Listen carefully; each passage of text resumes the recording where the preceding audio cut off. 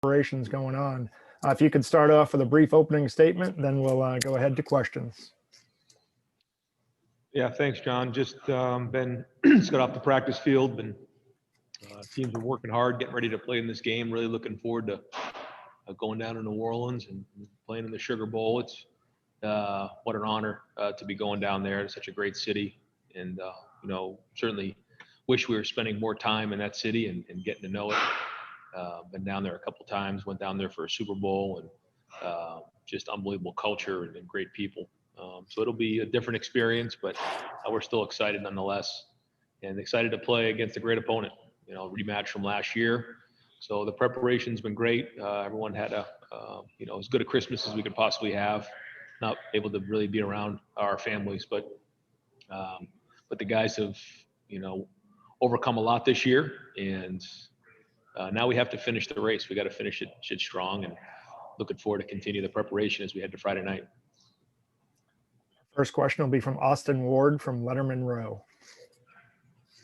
Ryan, you said last week you thought Justin would be fine. He said he'll be fine by Friday. Have you had to do anything with that thumb to hold him back or limit him? And do you have any concerns about what he could be able to do on Friday night? No, I think he'll be fine. Next up will be Stephen Means from Cleveland.com. Hey, Coach. As a former quarterback, and now as a play caller, when you're going up against a team where you know they have guys who can get consistent pressure up the middle of the line, how does that change your approach? Maybe the things you have to think about as a quarterback, and then now as a play caller, how does that maybe change your approach a little bit to how you call plays? Well, I mean, this defense is second in the nation in sacks. They create a lot of disruption, like you said. Really good players and really good scheme. So, they've done it against just about everybody they've gone against. So we got to understand that. We got to understand the patterns. We got to do a great job in firming up protection. Quarterback's got to understand that. And it just comes down to preparation, understanding the different patterns that you're going to see, knowing that you're going to see some things that maybe you haven't seen before. And that's part of it. But they know us very well. They always have really good schemes. So we'll have to continue to do a great job preparing so that when we get out there on Friday night, we're anticipating as opposed to reacting. Next, we'll go to Tim May. Yeah, it's funny, Ryan. I think I asked you the same question last year, but I'm going to ask it again. When you're going against a defense led by a coordinator like Brent Venables, who has this huge reputation, et cetera, justly deserved, does it pique you and your staff even more to sort of figure it out and go to battle against something like that? Yeah, I mean, he's one of the best defensive coordinators in college football, and he does a great job calling the game. Seems to always know exactly what the other team is doing in terms of the plays that they're running each play, and seems to call the right defense into that play a lot. And why that is, I don't really know, but I can tell you that he's been doing it for a long time, and it's a good challenge. Thanks, man. Yep. We'll go to Ralph Russo from the Associated Press. Hey, Ryan. Wondering, you've talked a little bit about this, about how the players have had to sacrifice so much. Sacrifices really from everyone. Have you sensed stress from them throughout this, and how do you deal with that as a coaching staff? Like a different kind of stress that you would normally deal with in a normal year. Yeah, there's definitely different stressors that are going on for sure, and they're coming from different areas. The stress of living a different life than you lived last year, and all the different things that come with it, not being around your family, not being able to socialize, not having fans, not receiving the rewards of hard work, games being canceled and handling disappointment. I think all that stuff adds up. I think the fact that, they really had to stay in isolation for the most part. And then I think there's also the stress of the body, and the emotional toll this season's taken. I think that for some guys who have done everything right and practiced throughout this whole time, while others have, missed practice, and the amount of people that have missed practice in the last month alone here is staggering. And so those who have practiced every day, that stress load adds up on them as well. So I think, like you said, all those things add up to where they're at right now. Now, some way it calluses you and makes you stronger, and that's a good thing too. I want to go to Dennis Dodd from CBS Sports.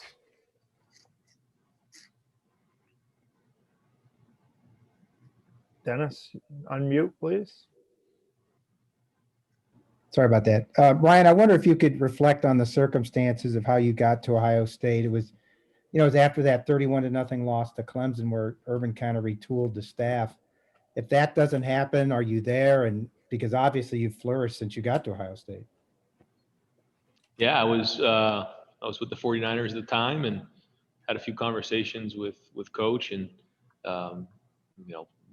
jumped at the opportunity to come to Ohio State, not knowing exactly what was in store. Certainly didn't in my wildest dreams think I'd be sitting where I am right now. But I guess that's college football. And it's been a blessing and learned so much about what Ohio State is, what the Buckeyes mean to so many people throughout the country, what winning at a high level means, and just blessed to be around such great people as Gene Smith and all the people here who strive for excellence. And it's been great. Our family loves it here. And you're right. I mean, sometimes I wake up and, you just have to pinch yourself a little bit because it wasn't that long ago that, we would never thought of being in a situation like this. But a lot of that has to do with the people that are around you. We have great assistant coaches and great players and great administrators here. And that's what makes this place great.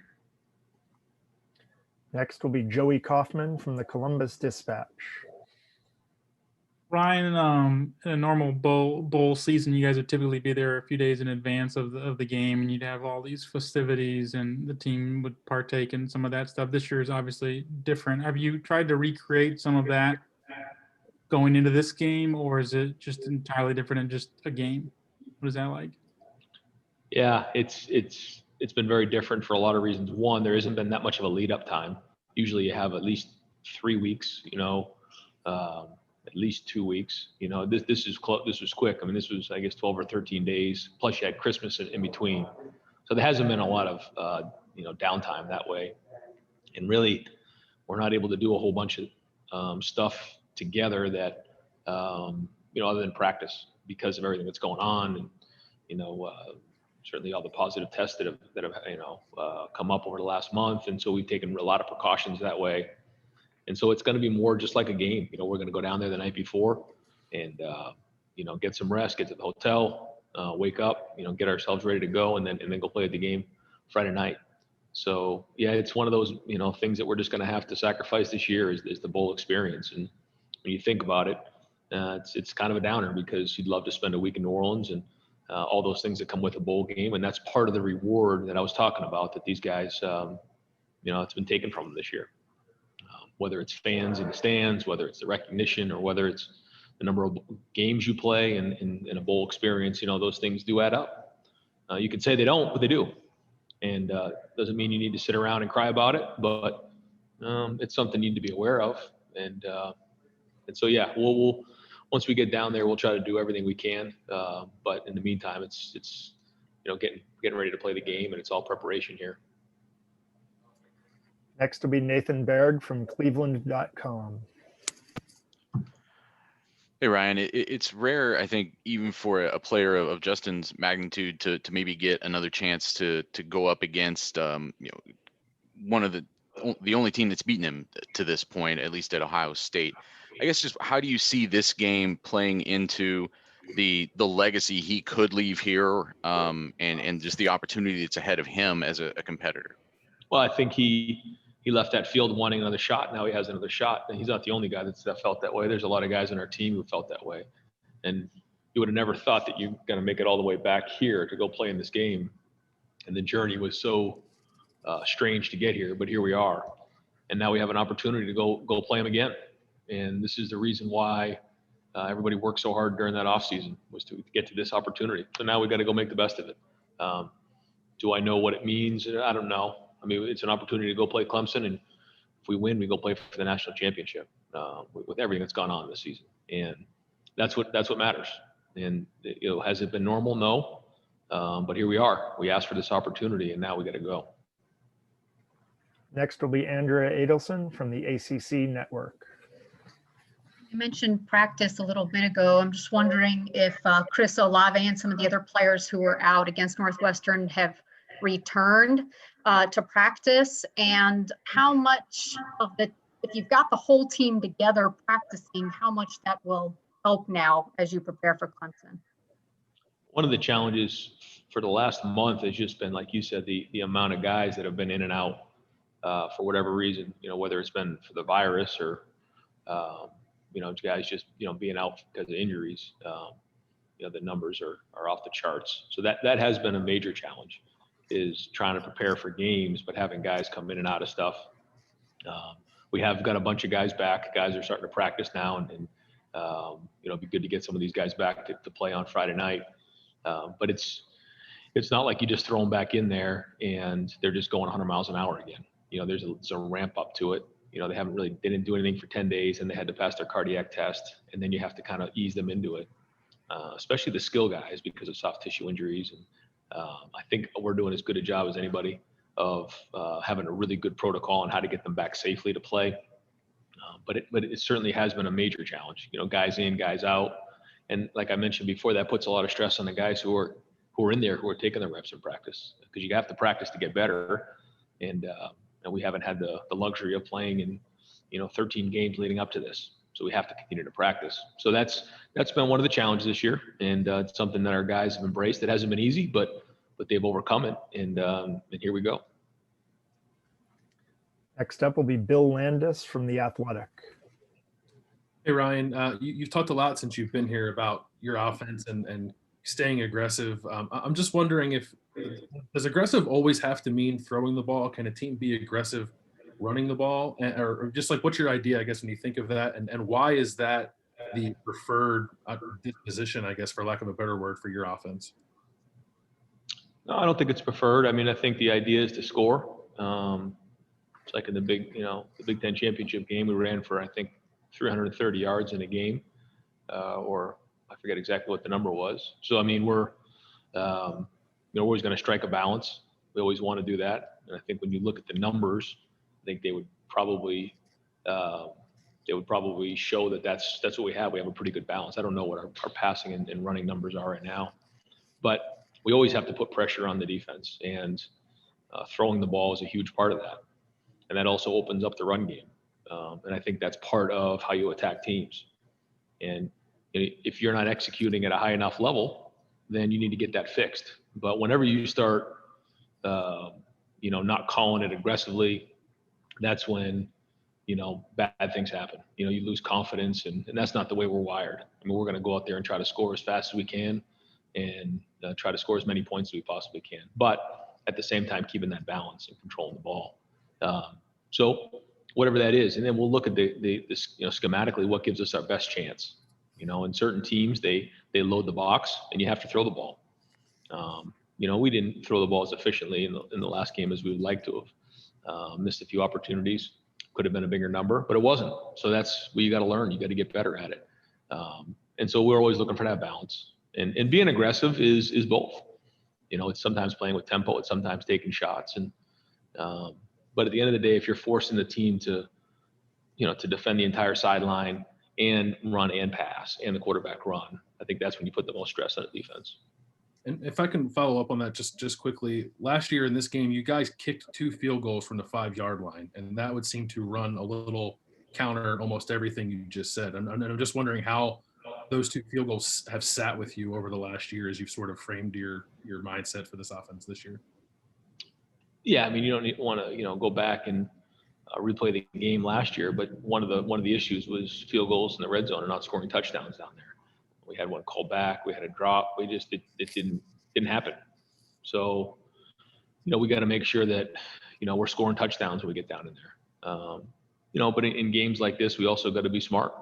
And, if our defense is playing well and, kicking field goal is something you got to do at that time, you got to do that. I mean, you can't just be reckless either. We also went forward on 4th and 1 and threw a touchdown. I think it was in the 4th quarter. we're always going to be aggressive, but at the same time, you can't be reckless. Thanks. Next is Rob Oler from Columbus Dispatch. Hey, Ryan, how important is this game as a program marker?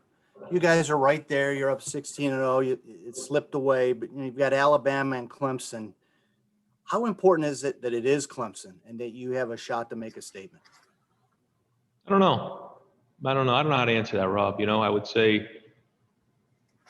in a normal year, I'd probably have a better feel. I don't know. I think this is more about this team and these guys on this team and the leaders and what they've done and their story. The story that these guys have and their journey to get to right here and what the final chapter or two is going to be. That's more to me what this is about. This is about a bunch of guys who have just been through so much and had the season canceled and restarted and then games canceled. And here they are right back to where they started when, a year ago to play Clemson again. It's just an amazing story. And I think it's more about them than it is like a statement about, where we are. We'll see if we can all come up for air and maybe reflect on that in the off season, but this is more about our culture and our team. And I really would love for these guys to have something at the end of the season, a big ring to show for everything they've done because they've sacrificed so much. And I think that's really the story to me.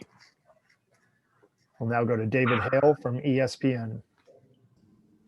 Hey, Ryan, given all you just mentioned, this might be a difficult question to answer. I know Dabo has been fairly outspoken about the idea that playing 11 games as they have is different than playing the 6 that you have. And when you compare this year to past seasons, do you feel like your team is in a different place, having only 6 games under their belt at this point in the year, physically, emotionally, mentally, or has the toll of all of the other stuff been so great as to sort of ameliorate any level of differentiation there? Yeah, everything about this season's different, from the amount of games we played to all the above. Yeah, I don't even know where to start. We could talk about it for an hour, but yeah, everything about it's been different. And to sit here and tell you exactly, where we are compared to years past, no, it's totally different. Everything about it's different. The way we practice, the way we eat, the way we meet, the way we travel, the way everything, preseason camp to all of the above. So this is a different season in all areas. Next, we'll go to Jeremy Birmingham from Letterman Row. Hey, Ryan, two-parter here. First of all, with everything that Justin went through in the last year, the way the last season ended, to the Indiana second half to Northwestern, how do you stop him from trying to do too much against Clemson when obviously there's so much riding on his shoulders? And then secondarily, how much did Justin change you as a coach in the time that he's been at Ohio State? Well, I think the first thing is you just have to win the game. And I think one thing that happens a little bit at Ohio State is people want you to win a certain way here. And I think sometimes that's a little dangerous. But right now, there's only one goal: win the game. Doesn't matter if you win 6-3. Doesn't matter if you win 52-51. Just win the game. And I think that has to be the approach. Not, are we going to beat a team by 28 points? Are we going to throw for 500 yards and be in the Heisman Trophy watch or whatever? It's win the game. You win the game, you move on, and that's what matters. So I think that's the focus. And no, it's been fun. Work every time you have different quarterbacks come in, you learn a lot about yourself and you build different relationships, and certainly have a special appreciation for Justin as a competitor and as a person. We have time for one more question. We'll go to Kyle Rowland from the Toledo Blade. Hey, Ryan. The fan bases of these two teams certainly view it as a rivalry. I was just curious kind of what you thought and the people in the Woody think. Clearly you guys recruit against each other. You've played in a lot of high stakes games. Just what do you think of this Ohio State Clemson series? Well, it's the second year we're playing them in a row, and they've won 2 national championships here. I think it's 4 of the last 5 years they've been in it. I think they've won 6 ACC championships, if I'm correct. They've been right at the top of the game for almost a decade now. So they're up there. And then, when you look at where Ohio State's been in the Big Ten and, playing in the CFP and our games against Clemson. If we continue to win, we're probably going to run into Clemson or Bama along the way. So, rivalry, and we're not the same conference, but certainly if we move on, then, we're going to see these guys. And so it's always great to get to this point and play against a great competitor like Clemson. Thank you very much for your time today, Coach. We really appreciate it. And good luck with the rest of your preparations. We'll see you in a few days. All right. Thanks.